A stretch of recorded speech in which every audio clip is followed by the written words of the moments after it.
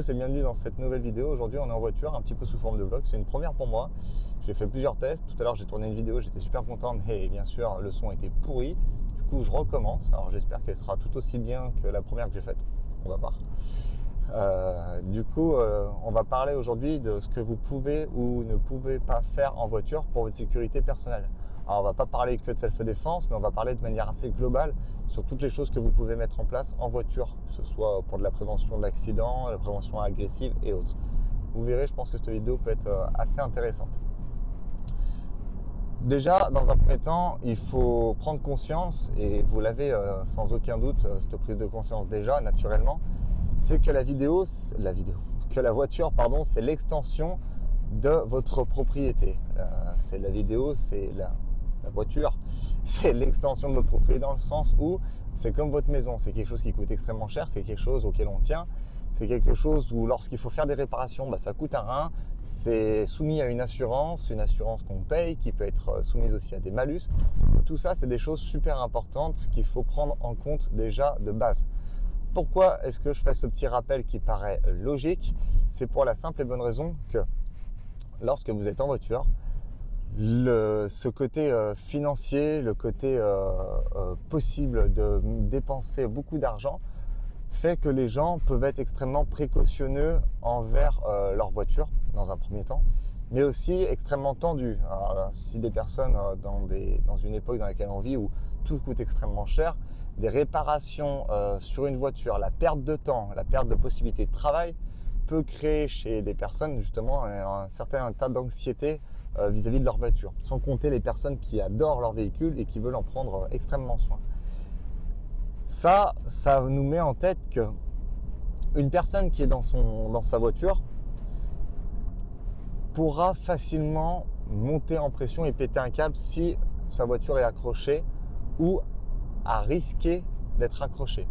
Parce que le fait qu'elle ait peur, l'émotion que ça va créer peut faire que cette personne justement peut péter une graine et décider justement de vous agresser ou d'en venir aux mains avec vous parce que ce qui se passe, ça ne lui convient pas et qu'elle a eu peur tout simplement.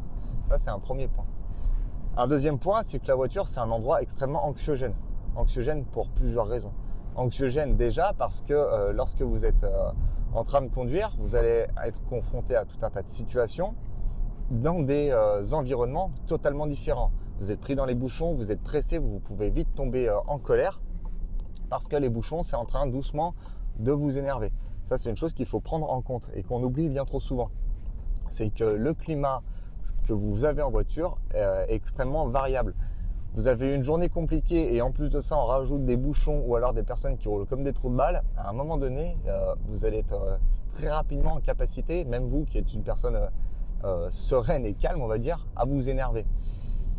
Ça, vous mixez ça avec une personne justement avec une idée où vous l'avez frôlé sans faire exprès et autres, peut-être que la personne elle va péter un câble et justement décharger sa colère et toute sa frustration sur vous. Et vous allez être entre guillemets la bonne pomme qui prendra tarif pour toutes les personnes qui l'ont fait chier dans une journée. Donc ça, c'est un élément intéressant à prendre en compte. La première chose du coup qu'on peut faire pour gérer notre sécurité en voiture, c'est tout simplement de respecter les distances de sécurité. Alors, je ne suis pas en train de vous faire un cours d'auto-école en vous disant tu dois avoir ta distance, les 3 bornes et autres. C'est pas ça que je suis en train de vous expliquer. Je vous dis simplement que si vous êtes en voiture et que vous arrivez à un feu, à un stop, à un céder le passage ou à quelques moments que ce soit où vous devez vous arrêter, gardez une distance avec la voiture qui est devant vous. Pour la simple et bonne raison que si la personne qui est devant vous décide de sortir de son véhicule, si vous avez gardé 1,50 m, 2 m avec la voiture qui est devant, vous aurez plus de facilité à manœuvrer pour partir. Ça, c'est le premier point. Le second point, c'est que si vous avez un espèce d'abruti qui arrive derrière vous et qui vous rentre dans le cul, au moins, même si vous avancez que de, on va dire, 20 cm, eh ben, vous ne rentrerez pas dans la voiture qui est devant vous pour la simple et bonne raison que vous avez gardé votre distance de sécurité. Ça, c'est simple. C'est très simple. Vous pouvez le mettre en place tous les jours. Extrêmement simple. Ça, c'est le premier point que je voulais aborder avec vous. C'est garder cette distance de sécurité. Toujours, quoi qu'il arrive. Bien sûr, dans certaines situations, vous êtes dans les bouchons et autres. Là, dans tous les cas, même si vous essayez de faire quoi que ce soit, vous serez bloqué, c'est foutu. Le deuxième point que je veux aborder avec vous en voiture essayez au possible lorsque vous êtes comme moi là par exemple, on arrive un peu en été, enfin j'espère qu'un jour l'été va arriver, ça fait un moment qu'on l'attend, mais que vous roulez les fenêtres ouvertes parce que vous fumez, parce que vous n'aimez pas avoir la clim pour X raison que ce soit, peu importe, mais que vous avez devant vous par exemple votre serviette où il y a votre ordinateur portable, vous avez votre sac à main pour vous mesdames, vous avez aussi je sais pas un sac de sport et autres, et ben n'hésitez pas tout simplement à passer dans les lanières de votre sac à main, de votre sac de sport et de tout ce que vous pouvez mettre devant, et bien tout simplement la ceinture de sécurité. Vous venez la passer, vous faites un espèce de tour mort dedans et vous venez la clipser. Vous pouvez regarder sur Insta, j'ai fait une vidéo où je montre les choses sur mon Insta hein, qui est en description comme toujours. Et ben vous avez tout simplement à faire ce petit tips là et vous ressortez derrière un peu plus en sécurité, parce que même si quelqu'un pète votre vitre pour vous piquer votre mallette ou autre, et ben au moins il sera confronté à cette ceinture de sécurité qui va la freiner et l'empêcher du coup de la récupérer facilement. Ça c'est un premier point. Le deuxième point que vous pouvez avoir en conscience, c'est que si vous avez gardé votre distance de sécurité, une fois qu'on vous a pété la vitre ou qu'on a essayé de vous voler vos affaires, et ben vous pourrez prendre la poudre d'escampette encore une fois en toute simplicité. Troisième petit tips, du moment que vous rentrez en voiture, vous fermez votre voiture à clé.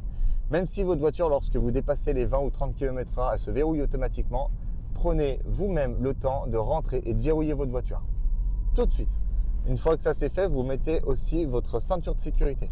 Ça va déjà prévenir des agressions et des carjacking qui peuvent avoir lieu. Vous sortez d'une supérette ou autre, vous sortez même, vous venez de mettre de l'essence, vous rentrez dans la voiture, vous vous enfermez la clé dedans, de 1, et de 2, je mets ma ceinture de sécurité automatiquement. Déjà, ça évitera de l'oublier au cas où, même si maintenant c'est assez difficile d'oublier sa ceinture de sécurité. Mais au moins, déjà, vous serez en sécurité dans votre espace et personne ne pourra y pénétrer sans aucune difficulté, d'accord ? Au moins, vous aurez la possibilité de prendre conscience que la personne est arrivée avant qu'elle arrive à vous ouvrir la porte, vu que vous serez enfermé dedans. Ça, c'est un point qui me paraît essentiel et qui est trop souvent oublié. On voit trop de personnes qui rentrent dans leur voiture, surtout par exemple après des pleins d'essence ou après avoir retiré de l'argent, qui posent les affaires dans le siège, qui fouillassent un petit peu dans le siège à côté sans s'être enfermés dans la voiture à clé. Bon, le nombre de fois où j'ai vu ces actions se faire, enfin, personnellement, moi je me dis, si je suis un agresseur, que je vois quelqu'un qui est rentré dans sa voiture, qui a la tête penchée dans ses papiers ou alors dans même l'argent à espèces qu'elle a retiré ou alors ses cartes bleues qui traînent, enfin, évidemment, c'est bénef, quoi, hein. Tout est facile d'accès pour moi si je veux agresser. Donc c'est pour ça que je pense qu'il est hyper important de faire ce petit tips. Un autre tips, tout bête, pareil, à avoir en voiture. N'hésitez surtout pas à avoir une trousse de secours efficiente dans votre voiture. Ne prenez pas une trousse à 20 balles où dedans vous avez une compresse et deux pauvres mouchoirs et un peu de sérum physiologique qui traîne, parce que ça vous servira strictement à rien. Oui, c'est rassurant, j'ai une trousse de secours, mais elle vous sert à rien. Vous êtes demain face à un accident de la route où vous êtes victime, ou alors que vous êtes tout simplement face à un motard qui vient de se casser la tronche en voiture. Et ben, je vous prie d'essayer de faire quelque chose en acte d'urgence avec 3 compresses et du sérum physiologique. Allez-y, je vous en prie, essayez, prenez le temps de réfléchir, ben, vous n'allez pas faire grand-chose. Un mec qui vient de passer, voilà, il vient de se casser la gueule en moto, ou même vous, un accident de la route, le mec il a un bras qui est arraché, ben, essayez de venir en aide à une personne avec des compresses. C'est pour ça que n'hésitez pas. C'est pour ça que moi je conseille à prendre une trousse de secours peut-être un peu plus chère, je me fais ma pub, hein, mais par exemple comme la trousse de secours Scarn, qui est une trousse de secours assez complexe, où vous retrouvez dedans tout ce qu'il faut pour gérer des situations d'urgence. La trousse de secours Scarn, elle est assez intéressante parce qu'elle n'est pas énorme, elle contient des choses essentielles et vous pouvez traiter tout un tas de situations avec celle-ci. Bien sûr, il y aura une autre trousse de secours spéciale pour la voiture, avec encore plus de choses, un peu encore plus complexes et plus développées. Mais je pense que dans un premier temps, et surtout dans les prix annoncés, la trousse de secours Scarn est, on va dire, assez intéressante en termes de rapport qualité-prix. Voilà, ça c'était une petite parenthèse. Ayez une trousse de secours efficiente et pas juste un truc qui vous rassure mais qui sert à rien, ou alors sur laquelle vous ne savez pas de vous servir de ce qu'il y a dedans. Sur cette chaîne YouTube d'ailleurs, je parle quand je présente ce que je vous dis là, sur cette chaîne YouTube, j'explique comment utiliser la trousse de secours, par exemple Scarn, et tous les matériels qui sont à l'intérieur. Donc n'hésitez pas, si vous l'achetez, vous regardez sur YouTube, vous aurez toutes les explications. En plus, sur le site, vous avez une partie blog qui vous explique de manière écrite comment vous servir de chaque ustensile de la trousse de secours. Ça, c'était un autre point que je voulais aborder. Encore un petit point intéressant. Généralement, j'entends beaucoup de personnes qui disent « Ouais, moi dans ma voiture, j'ai un câble, au moins un câble de... Oh, petit chat, il s'est blessé.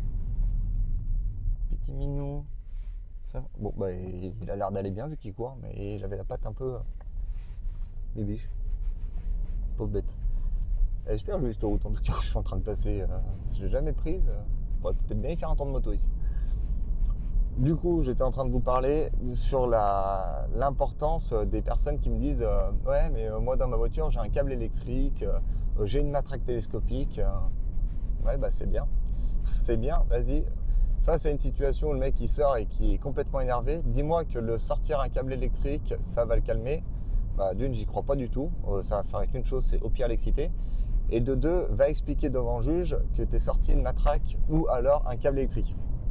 Moi, je pense que je te souhaite bien du courage à faire ton explication parce que derrière, je pense que le juge te dira le reste.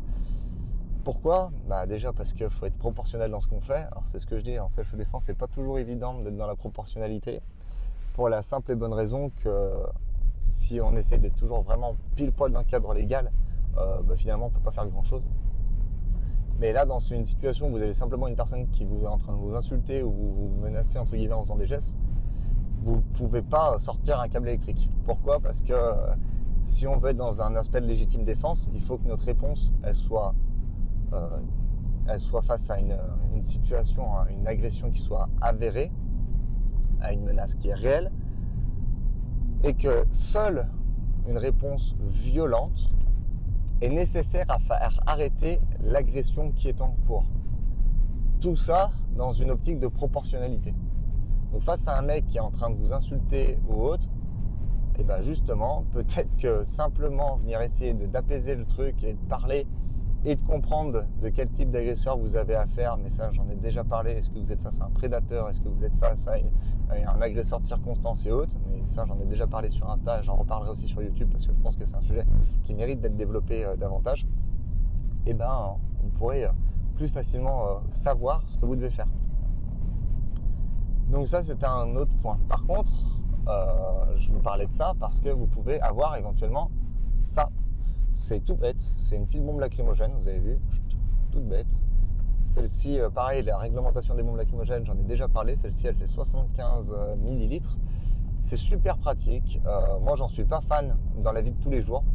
C'est ce que je dis, moi, je me promène pas dans la rue avec une bombe lacrymogène pour tout un tas de raisons que j'ai déjà expliquées. Mais là, je suis en voiture. Moi, personnellement, j'ai ma distance de sécurité avec la voiture de devant. Je vois que le mec, il est agressif. Vous avez vu, ça m'a pris une seconde d'aller la chercher. Elle est dans ma portière à gauche. Là, je la récupère. Je peux facilement venir traiter, on va dire, une agression. Alors, bien sûr, la fenêtre, elle n'est pas fermée quand vous le faites. Hein. Enfin, vous risquez de le faire qu'une fois et de dire que ce conseil ne fonctionne pas. Vous ouvrez la fenêtre avant. La personne arrive, vous ouvrez juste la fenêtre, ou même si vous sentez que voilà, ça va partir en couille, hein, concrètement, j'ouvre ma fenêtre, je mets et je lance mon gaz ou alors mon gel en fonction de ce que vous avez comme trousse de secours, comme bombe lacrymogène, et je viens traiter ma menace. Voilà, c'est une chose toute bête, mais au moins je peux venir la traiter sans difficulté. Alors après on me dira oui, mais la trousse de secours, pas la trousse de secours, la bombe lacrymogène, elle doit pas être à portée de main. Et si et ça, je l'ai dit il y a 30 secondes dans cette vidéo, c'est au bout d'un moment, si on veut être toujours pile poil dans la loi et tout respecter, ça va être très compliqué de s'amener à faire quelque chose en situation de défense, surtout si on est amené à réfléchir. Là, ma bombe, elle est là, j'ouvre ma fenêtre, je peux gazer. Ça peut aussi servir, ce genre de choses, si vous êtes par exemple dans un endroit où vous savez que ça peut être difficile en termes de situation, ça craint un petit peu. Vous pouvez être aussi face à une personne qui vous tend un guet-apens. vous voyez sinon une personne qui fait toutes les fenêtres, toutes les vitres de toutes les voitures, qui toque, mais qui ne fait pas juste de réclamer de l'argent, vous sentez qu'elle est agressive parce que je sais pas, elle est droguée ou elle est alcoolique, au moins avec ça, vous pouvez d'une dissuader et au pire, dans un deuxième cas, vous pourrez traiter éventuellement la personne avec la bombe lacrymogène. Donc voilà, ça me paraît aussi être une chose essentielle, c'est d'avoir juste ce petit truc-là dans son véhicule. Autre chose qui est aussi tout bête, ayez dans votre voiture de l'eau, une bouteille d'eau.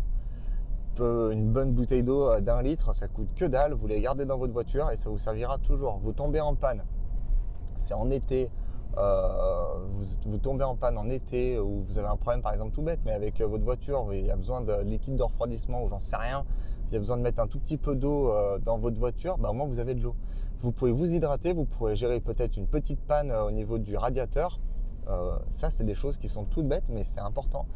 Une bouteille d'eau, vous êtes un ou deux, voire trois dans la voiture. Si vous avez par exemple votre femme et des enfants, au moins vous pourrez vous hydrater. Vous êtes perdu au milieu de la pampa, comme là, je suis au milieu de la montagne. Vous avez un souci avec votre voiture, vous tombez en panne, vous avez envie de boire un coup, et au moins vous pouvez. Vous n'êtes pas en train de dessécher et d'attendre. S'il faut attendre 1h30 que quelqu'un vienne vous chercher ou 2 heures, qu'il fait super chaud, que vous n'avez plus la clim dans votre voiture, que vous avez soif, avoir une bouteille d'eau, franchement, c'est super utile. Donc ça, c'est un point qui est hyper important pour moi. En plus de vous permettre de réparer des petites pannes, vous avez une petite fuite au radiateur, vous pouvez remettre de l'eau, et en plus de ça, vous pouvez hydrater toute votre famille. Et ça, l'hydratation, c'est hyper important. On peut tenir 3 semaines sans manger et 3 jours sans boire. Donc l'hydratation, la base. Ensuite, un autre truc qui me paraît essentiel à avoir dans sa voiture, c'est une lampe torche. Une lampe torche, c'est tout con, mais c'est super pratique. Pour plusieurs raisons. Raison numéro 1, vous tombez en panne sur la route un soir, vous avez certes vos warnings qui sont allumés, vous avez votre gilet haute visibilité que vous avez sur vous, mais lorsque vous allez aller placer votre triangle de présignalisation à 150-200 mètres en amont derrière votre voiture, et pendant que vous vous déplacez, vous pouvez éclairer devant vous, montrer aux gens que vous êtes présent avec votre lampe torche. Alors bien sûr, il faut qu'elle éclaire un minimum. Il ne faut pas me prendre une dynamo qui sert à rien, qui éclaire que dalle. Vous pouvez bien éclairer justement avec une bonne lampe torche. Et en même temps, vous éclairez vous. Avec le GHV, ça va vous refléter, surtout si vous avez des voitures en face qui éclairent pas très bien avec des vieux phares tout pourris. Vous pouvez vous éclairer la route et signaler votre position sans aucune difficulté. Pareil, quand vous marchez pour retourner à votre voiture, vous mettez la lampe torche derrière, donc vous la retournez, vous éclairez derrière vous en même temps que vous marchez. Et là, pareil, vous vous retrouvez en sécurité. D'accord ? Au moins, les gens ne pourront pas dire qu'ils ne vous ont pas vu. Ça, c'est une chose qui me paraît aussi hyper importante. En plus de ça, votre lampe torche va servir à quoi ? Elle va vous permettre d'avoir possiblement des petites réparations sur votre voiture. Ça vous permettra de mettre le nez entre guillemets dans le moteur et de regarder plus facilement ce qui s'y passe. Surtout si vous avez des petits tips en bricolage. Voilà. Moi personnellement je suis une brêle, mais si vous devez regarder quelque chose, cette petite lampe elle va peut-être vous permettre de trouver une petite défaillance que vous n'auriez pas vue. Ensuite la lampe torche, même principe que la lacrymo. Vous êtes en voiture, il y a quelqu'un qui cherche à vous agresser, vous avez une bonne lampe torche, il s'approche de votre vitre, paf, un bon coup de lampe torche en pleine tronche. Déjà ça va l'aveugler, ça va le calmer. Vous pourrez ensuite éventuellement traiter avec une lacrymogène sans en venir aux mains. C'est fou, juste avec une lampe torche. Sincèrement, une bonne lampe torche avec une bonne capacité éclairante, comme ils ont la police. La police, vous les voyez, ils vous mettent un coup de lampe torche, ça vous calme. Surtout avec un effet un peu stroboscopique, là, c'est merveilleux. Donc, avoir une lampe torche. Pareil, vous devez tout simplement, vous êtes tombé en panne, vous devez rentrer à pied. Vous n'avez pas de batterie, c'est vraiment la pire des situations. Moi, j'aime bien parler du pire, même s'il n'arrive jamais, mais au moins, on sait ce qu'on peut faire quand c'est le pire. Vous avez plus du tout de batterie sur la voiture, elle est en panne, elle est en rade, ou vous êtes tombé dans un ravin, vous captez pas, enfin bref, c'est le bordel complet. Et votre lampe torche, elle vous permettra d'éclairer un petit peu votre route jusqu'à retrouver de la civilisation ou de l'aide. Et tout en vous signalant toujours aux personnes. Donc ça, c'est pour moi quelque chose qui est essentiel. Et il y a une petite chose aussi qui me paraît hyper importante, qui va vous faire peut-être très rapidement sourire, du PQ. Je suis sûr que tu t'y attendais pas, celle-ci. Mais du PQ, avoir du papier toilette dans ta voiture, ça te sauve la vie, franchement. Tu es en train de rouler, d'un coup tu chopes la courante, tu n'es vraiment pas bien, tu t'arrêtes sur une aire ou même au bord de la route, et ben je t'assure que tu seras content d'avoir un roule PQ qui traîne dans ta voiture plutôt que de te torcher avec une feuille de ronce ou j'en sais rien, parce que tu n'as tout simplement pas pris de PQ. Du PQ, un paquet de mouchoirs ou ce que vous voulez. Hein. Mais voilà, ça vous permettra au moins de traiter ça. Sur une aire d'autoroute, vous êtes en famille, votre conjointe, elle a plus de papier toilette, bah, au moins vous en avez dans la bagnole, quoi. Ça peut toujours servir, sincèrement. Même vous pissez les cendres du nez, bah, vous mettez un rouleau de PQ dans le nez, enfin pas le rouleau au complet, ça risque de pas rentrer, mais au moins vous pourrez traiter ça. Ça aussi, pour moi, c'est une chose qui est hyper importante. Tout ce que je vous dis là, en somme, c'est ce que vous pourrez retrouver dans un EDC, hein, un Everyday Carry. Hein. C'est ce que je mets moi dans mon sac EDC, j'ai ça. Alors, pareil, il y a une chose que vous pouvez avoir, moi je l'ai dans la voiture, il est juste à côté là. C'est un petit un multi-tool. Un multi-tool, c'est tout bête. Ça peut vous permettre de briser la vitre, ça peut vous permettre de couper une ceinture, c'est super pratique. Et au moins, si vous êtes bloqué ou même si vous devez bricoler sur votre voiture, bah, vous avez ce multi-tool pour pallier peut-être à des situations courantes, on va dire, et assez simples de gestion. Il est ici, celui-là, je crois que je l'ai payé 10 balles. Voilà, c'est un multi-tool très simple. Hein. Hop, un multi-tool. Voilà, ça c'est dans ma voiture. Tout bête, là, je suis emmerdé, je suis coincé dans la voiture. Là. Je peux péter. J'ai eu peur de le faire pour de vrai. Oh, comment j'aurais eu l'air con. Ah merde, bah oui, c'est super efficace. Non mais vous voyez, je peux péter une vitre éventuellement. Je peux couper ma ceinture de sécurité si je suis bloqué. Alors bien sûr, le multi-tool là, moi, il est scratché, il est collé hein, pour que je puisse facilement le récupérer. J'ai juste à venir tendre le bras. Et du coup, en voiture aussi, une chose qui est toute bête, essayez de toujours savoir à peu près dans quel sens vous allez. Votre orientation est hyper importante pour un tout tas de raisons. Hein. Vous venez de cartonner ou vous êtes face à un carton. Essayez de savoir dans quel sens vous allez. Vous êtes sur une autoroute, par exemple de Lyon, entre Lyon et Paris, bah vous savez que vous êtes dans le sens Lyon-Paris. Ça, c'est des indications qui sont super importantes pour les secours. Regardez les points kilométriques, les PK.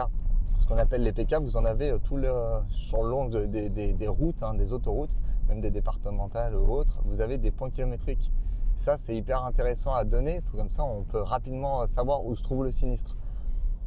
Même si vous êtes dans un bled que vous ne connaissez pas, essayez de trouver des éléments remarquables assez faciles, même pendant que vous êtes en train de conduire.